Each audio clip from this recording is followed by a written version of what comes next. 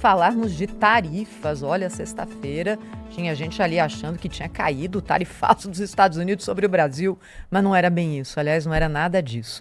A gente vai agora para Brasília com o repórter Vitor Gomes, da Rádio Bandeirantes de Brasília, falando sobre as novidades a respeito desse assunto. Bom dia, Vitor. Oi, Thaís, ótimo dia para você e a todos que nos acompanham. Pois é, apenas redução em alguns produtos, são 200 produtos alimentícios que tiveram a redução de 10%, né? Saiu de 50% para 40% para o Brasil. Em uma coletiva de imprensa no Palácio do Planalto no último sábado, o vice-presidente da República, Geraldo Alckmin, destacou que a redução anunciada foi positiva, mas o governo vai continuar com o diálogo com os Estados Unidos. Para o vice-presidente, distorções precisam ser corrigidas. Alckmin voltou a falar que os americanos têm vantagem nas negociações com o Brasil, pois dos 10 produtos que os Estados Unidos mais exportam para o Brasil, 8 têm taxa zero para os estadunidenses. Por outro lado, o setor produtivo também se manifestou e informou, né, que não foi nada positivo. Como, por exemplo, a Confederação Nacional da Indústria diz que a redução é aplicada a 80 itens agrícolas e da pauta de exportação para o Brasil. 4 deles ficaram isentos porque estavam com tarifa de 10%. São 3 tipos de suco de laranja e castanha do Pará.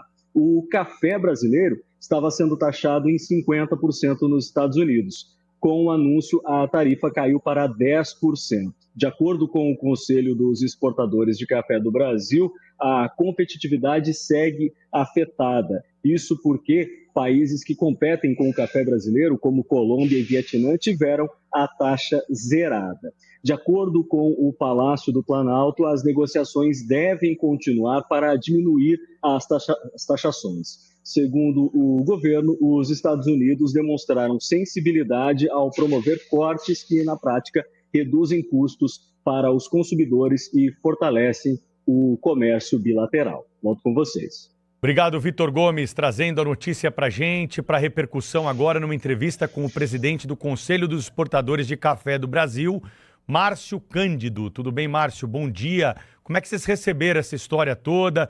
Quais as providências que serão tomadas nessa semana? Bom dia. Bom dia, Pedro. Bom dia, Cláudio, Thaís e Sônia.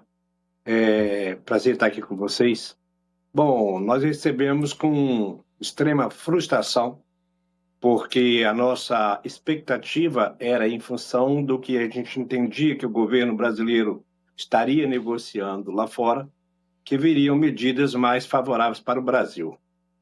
Inclusive, nos dias anteriores, 2 diretamente, mas falando em nome de 4, os principais torradores dos Estados Unidos também entendiam que o governo brasileiro estava trabalhando nessa direção, e eles, em conversa com as autoridades designadas pelo presidente Trump, também entendiam que havia esse encaminhamento. Quando saiu a medida, o Secafé foi bastante cauteloso, inclusive emitiu de logo, imediato, um comunicado, alertando para o fato de que somente os 10% estavam realmente sendo isentados, não para o Brasil, mas para todos, e que os 40% sofríveis permanecem para o Brasil. No nosso entendimento, a situação piorou, porque os demais, todos eles, não têm mais tarifa, e nós estamos num momento em que o café brasileiro lá fora é muito pouco, praticamente zero, então o consumidor passa a se habituar com novos paladares, o que é muito ruim para a gente.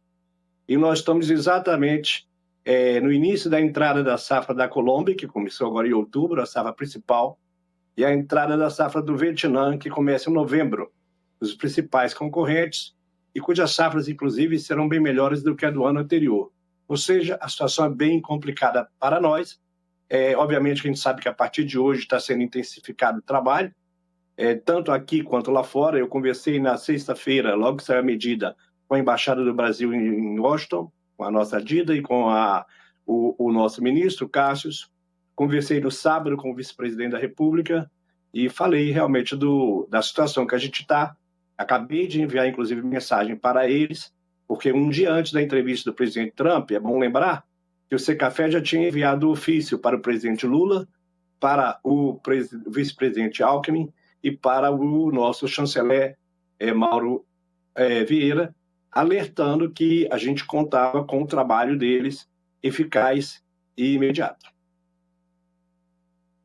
Presidente, muito bom dia. O que tem presidido toda essa questão é que a iniciativa é sempre do governo americano, né? Mostrando que as iniciativas do governo brasileiro foram nulas, praticamente não existiram até há pouco tempo, né?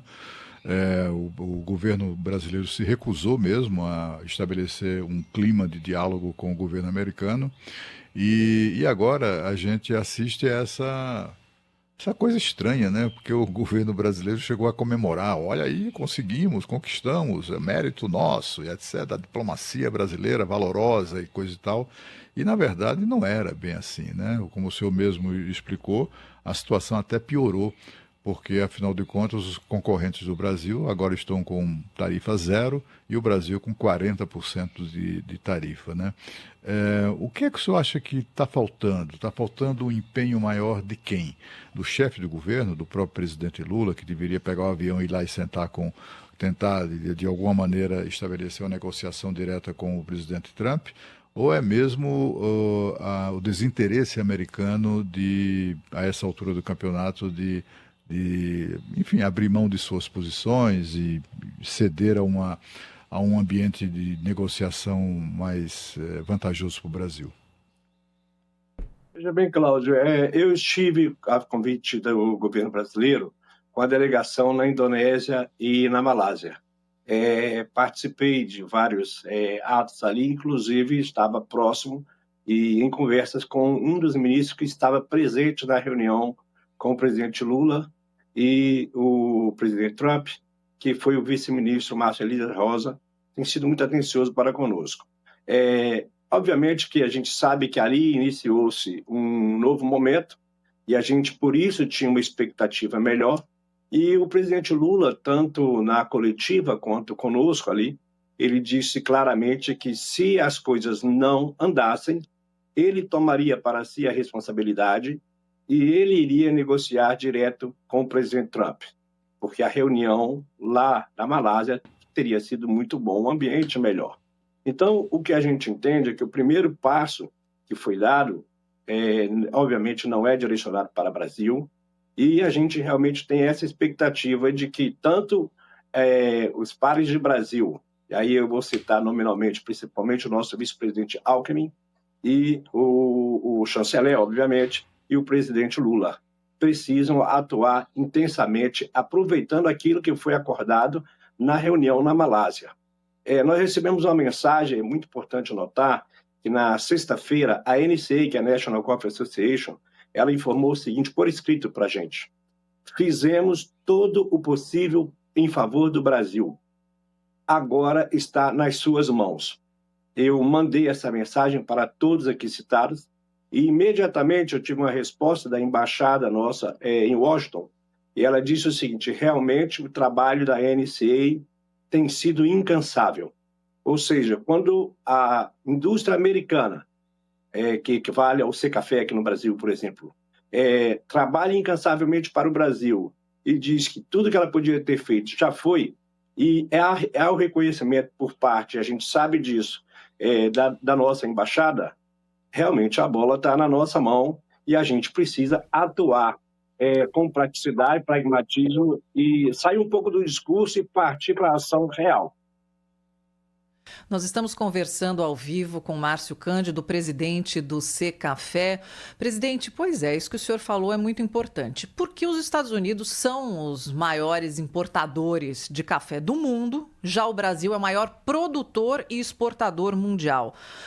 Os Estados Unidos podem abrir mão do café brasileiro, assim? Qual que é a reação lá dentro? Porque o café brasileiro é muito importante para os americanos e a gente vê que o problema é do Brasil, mas é um problema de consumidor também, que vai ter um produto mais caro na mesa, se quiser optar por aquele que ele já conhece há mais tempo. O que o senhor acha? Na verdade, o café brasileiro tem um papel muito peculiar em relação à sua qualidade, né, características diferentes que compõem todos os blends e, efetivamente, é o café mais competitivo. Lembrando que o Brasil, os Estados Unidos compram 80% do café arábica, 10% do nosso robusta e 10% do solúvel. Desde que implantou-se essa tarifa de 40% de Brasil, o mercado saiu da ordem de 286, a Bolsa de Nova York, e bateu 430, uma alta de 52%. Quando o presidente Trump anunciou que iria revisar as tarifas, e aí todo mundo imaginou que o Brasil ia ser contemplado, a Bolsa num dia só caiu 6%, 5%, 6%, as duas bolsas, Nova York e Londres. Tal a importância do fator especulativo da tarifa na Bolsa como commodity. Então, essa alta de 53%, ela traduz em 38% no custo do café para o consumidor final nos Estados Unidos. Obviamente que, permanecendo os 40% para o Brasil, não há que se esperar uma baixa acentuada, como o governo americano pensa, no meu entender, dos preços lá fora. É óbvio que haverá um arrefecimento, porque se os demais agora têm tarifa zero, eles têm mais poder de competitividade. Estão, sim, os americanos adquirindo mais cafés dos demais, vão aumentar essa participação. O Brasil caiu em 52% seu volume de exportação, e a tendência é que o volume venha a cair mais. Se você me pergunta, mas isso vai baixar o preço do café na gôndola no americano? No meu entender, vai baixar, até porque as safras estão entrando, não vai baixar talvez na proporção que o governo americano espera, por um detalhe. O café do Brasil, ele reúne, além de todos os atributos, ele está 10% mais barato em condição normal do que os demais cafés de seus concorrentes. Colômbia está em torno de 20 acima da Bolsa de Nova York e Brasil está 20 abaixo. Então, essa diferença de 40 centavos dá 10% sobre o mercado de 400. Imediatamente, hoje, por exemplo, a Bolsa, agora há pouco eu estava olhando, estava com 600 pontos de alta, que representa aí alguma coisa na faixa de 1,5% de alta. Ou seja, se a ideia era trazer o mercado para baixo, a primeira resposta não está respondendo aos anseios do governo americano. Para a gente, é bom que o mercado se mantenha firme, porque mostra a importância do café brasileiro. Mas, ao mesmo tempo, não é ficar aqui aguardando que as coisas vão mudar, porque, para a gente, o mais importante é o paladar do consumidor. Se ele se adapta a cafés de outras origens nos blends, é muito difícil para o Brasil retomar e fortalece as iniciativas do governo americano de restringir o Brasil. Presidente, a gente viu outros setores que também foram afetados pelo tarifaço conseguirem pelo menos minimizar o prejuízo com outros mercados. Setor de máquinas, setor de móveis, aumentaram a exportação para a América Latina, enfim, foram ali dando seus pulinhos, como se diz por aí. Pelo que o senhor nos conta, com o café não foi dessa forma. Por quê? E aí, batendo aqui na madeira para que isso não aconteça, mas se esse tarifaço persistir, o que é que vai acontecer com o setor da produção de café no Brasil?